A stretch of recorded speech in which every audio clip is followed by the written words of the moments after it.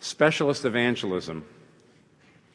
Now, by specialist evangelism, I mean I'm an evangelist basically, and that's at my heart and my church.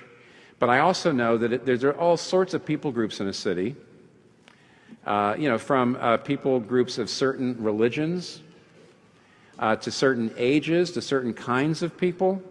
I mean, ministries to businessmen or women, ministries to Hindus, ministries to kids. In other words, specialist ministries are people who feel a burden for a particular kind of person and who develop the kind of skill set to reach out to certain places and certain people groups that the local church probably isn't going to be able to do. And you need, especially in a city, tons of those.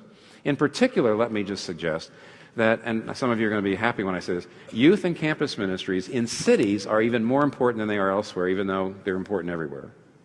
And the reason is because that college students, university students in a city, when they graduate, if they've got a vision for the city, they've got a vision for church involvement, they've got a vision for ministry, they don't have to leave to find a job. See, in other words, students that you work with in State College, Pennsylvania, or East Lansing, or places like that, they have a tendency, they come out and they have to go someplace to get jobs. It's not true in Chicago or New York City or LA. In other words, if you can have a real leadership pipeline if you're willing to look at the university students in your city and see the ones who've come to faith and the ones who are being discipled and create connections between those ministries and ministry training and the church. That's your future. Those are your future leaders. And also, if you've gone to college in a city, it urbanizes you. In other words, you get to know how to handle a city.